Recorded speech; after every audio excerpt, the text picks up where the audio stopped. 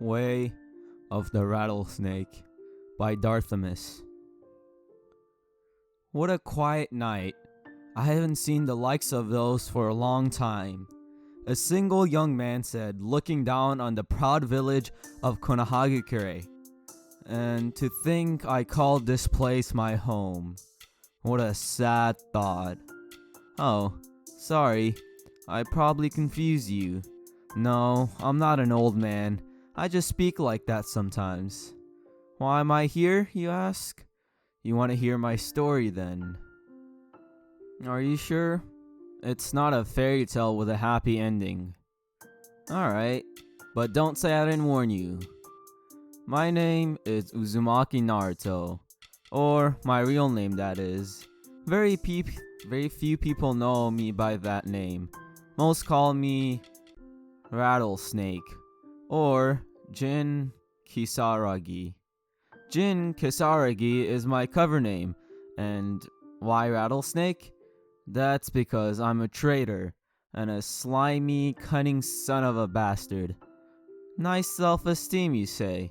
Maybe, but I'm a realist, and what I just said is a fact. I may not like it, but saying otherwise will be just lying to myself, and that's what I call stupid. Soft wind blew in his face, and Naruto closed his eyes, enjoying the sensation. Ah, wonderful night indeed, he exclaimed. Where was I? Oh yes. Why would I need a cover name, you ask? Well, it's because I'm a... I guess we all have to start from the beginning. You see, it all started from my impeccable of a father. Flashback 13 years ago, Konohagakure no Sato. A huge demonic beast roared. Stop the monster! Some Konoha shinobi screamed. Don't let him get to the village, another added. Wait for the Hokage to arrive. How noble, people protecting their home and their loved ones with their lives. Touching, isn't it? Yeah, that's what I thought. At least for the first 6 years. But later about that. Right now, let's see what was happening with the one those ninjas were depending on. Ah, there he is. Kushina, how are you? A worried Minato asked. I'm fine, woman answered despite her bleeding wounds. But what should we do, Minato? I can seal the demon in our child, but that will kill me. The yellow flash of Konoha said reluctantly. Wait, there must be another way, Kushina pleaded. I don't want to lose you. Another way, Minato muttered. Yes, there is. I'll need your help for this. We will use the remains of our chakra to seal this beast in both Naruto and Tsubaki. This way, no one will die. But, the woman wondered. The yin-yang seal. The process will split the Kyuubi's energy in 2 parts, so one of our children will get the light side, and the other must bear the dark, the yondaime stated. Oh, I forgot to tell you, that woman who once called me her child always wanted a girl. Guess who she chose to sacrifice? I can't lose to Tsubaki, Kushina stated. Naruto will bear the dark side. Minato frowned. He wanted a son, yes, but Kushina was the dearest person in his life. I understand, dear, he stated. Now, on 3. 1, 2, 3. Funjutsu, demonic bind seal. They both screamed, followed by the Kyuubi's desperate roar. Poor thing, just got out for a walk. Demonic split! The couple shouted once again, slamming their hands into their children's belly. Yin-yang seal! It's done. We did it, Minato said, losing consciousness. I Love you, Kushina whispered, doing the same. Oh, how sweet. Parents protecting their children. What a lie. They did that to protect their village. Oh, their eye made, by the way. Cute, huh? Anyway, people can tell whatever they want, but I know the truth of what happened next.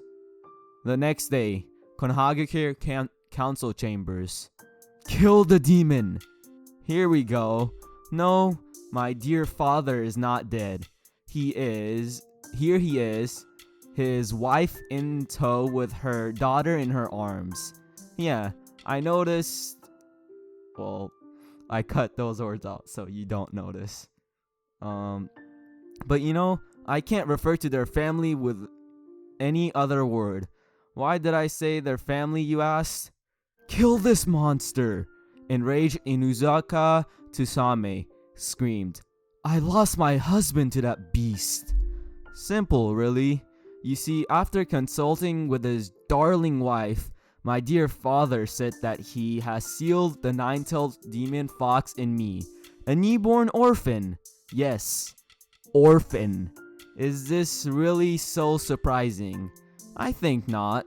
My father was always a brash fool, and always listened to his wife.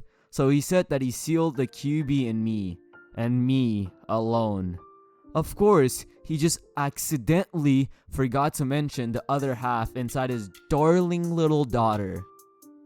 We all lost someone to Same, Shikaku stated.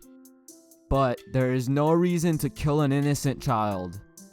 I have to agree with Shikaku on this one, Yamanaka Inoichi stated. Child committed no sins. He should not be killed. I agree, Akamichi Choza added. Think about it. It's simple, because he always followed his friend's example. I have a suggestion. An old man with bandaged arm and an eye exclaimed.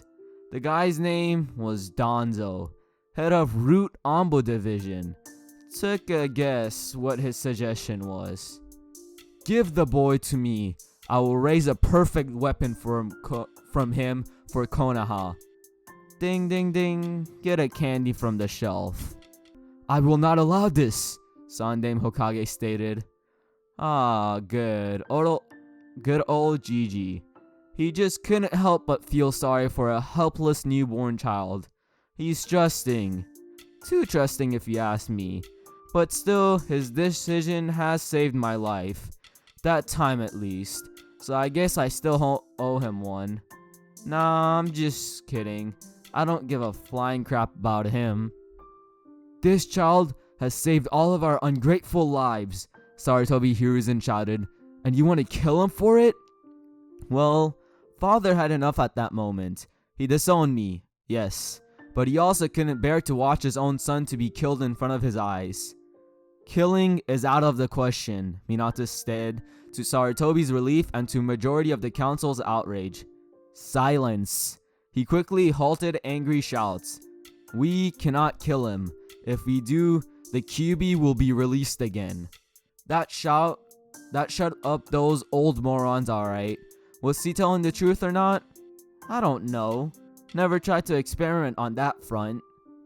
Then I only see two solutions, Hiruzen continued. Is there anyone who wishes to adopt the boy? Another guess. I see.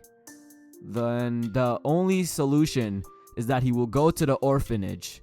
Yay, you guessed again. But it is now that I can look back at it and laugh. I sure as heck wasn't laughing back then. Time skip. 4 years later. Take that, you loser. Some freak punched me in the face. Why didn't I punch him back, you ask? How about he was 6 years older than me? Huh. Laying in dirt serves you well, he stated, mocking my fallen form. Why are you hitting me? What did I ever do to you? I asked, in desperation. Why in desperation? That's because this guy was not the first one to do that to me. Of course, father said that killing me is out of the question, but he never stated anything about broken bones, or bruised skin.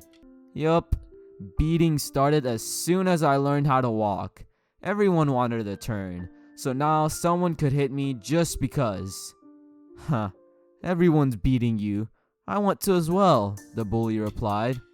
Yup, good old Gigi managed to pass the law so no one was able to tell the younger generation about my problem. But it never stopped morons like that want to beat the crap out of me just because he could. Of course no one protected me, and Gigi could only spare that much time on me. Once a week at best. Beatings were every day though. I tried to hide, but they always found me. I tried to run, but they always caught up. Surely, I never knew why they did that. Gigi law affected me too, remember? But something got me wondering.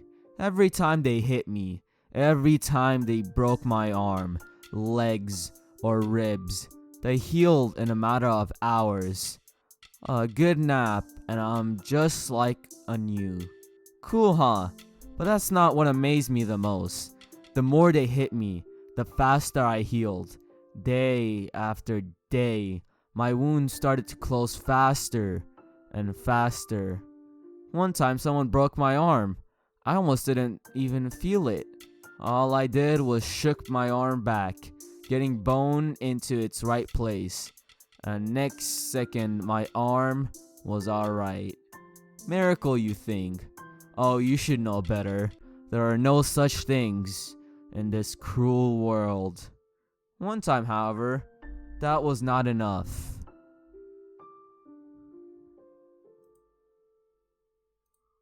The time was 2:24, Konahagikure no Sato, in some dark alley. Please, I beg you, just let me die already, I pleaded, with tears running down my face. Pathetic, don't you think? Well, I could look at you with cut off legs, crucified arms, and a kunai in your chest. My most pathetic moment. Let you die? The attacker growled with somewhat of a female voice. He took away my husband. You can't suffer enough. And then she came. My angel. What is... Oh my god! Some middle-aged woman exclaimed, looking into the alley. My attacker spat at me and ran away. The unknown woman ran up to me and checked my pulse. Still alive. I have to hurry. She took me into her gentle arms and ran to the hospital at full speed. So beautiful. She came to save me. You will always be in my heart, Mikoto. Someone help! Uchiha Mikoto yelled, slamming her shoulder into the hospital's door. Quickly! This boy needs immediate treatment! Medics ran to her, but as soon as they saw my face, they halted their advance. We, have a maintenance problem right now, ma'am, some medic replied. Yeah, right. I'm a Hokage.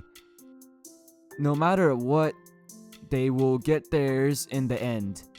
Mikoto's eyes narrowed. I suggest you stop that right now. Unless you want to have problems with the Uchiha clan, she stated. I know who this boy is, and I think you do too. Now I ask you to stop that and get with the treatment already. The woman added and activated her Sharingan for insurance. Medic's eyes widened. Of course, Uchiha-sama. Sorry I didn't recognize you right away. My beautiful, wonderful Mikoto. You gave me reason to live. To me, a useless boy everyone hated and no one cared about. 20 minutes later. How is he? Uchiha Matriarch asked. Doctor turned over some pages in his journal. I'm sorry, Mikoto, but the boy lost a large amount of blood. We need immediate transplantation, and our reserves are empty. Sure. And to never go back on my word as my Nindo. Come on. For the biggest military village in all shinobi nations not to have some spare blood? That's not even funny enough to be a joke. Then use mine, she exclaimed with narrow eyes. But Mikoto, are you sure? The boy is... I know exactly who the boy is, the woman snapped. Prepare the room for transplantation, she added and entered. I love you, Mikoto. The only woman I ever fell in love with. Time skip. The next morning. I moaned slowly, regaining consciousness. Where am I? You're in a hospital, young one. A kind female voice replied. My eyelids shot up immediately. Yeah, I was kind of jumpy back then. Please don't hurt me, I screamed in fear. Oh my god, Mikoto thought. What have they done to him? When she came closer, I covered myself with a blanket and started to shake in fear. Pathetic. Calm down, boy, the woman said as gently as ever. I'm not gonna hurt you, she added, and hugged me with a smile. That smile. That wonderful smile. I agreed to experience that state 30 more times, so I could just see that smile one more time. You're not gonna hurt me?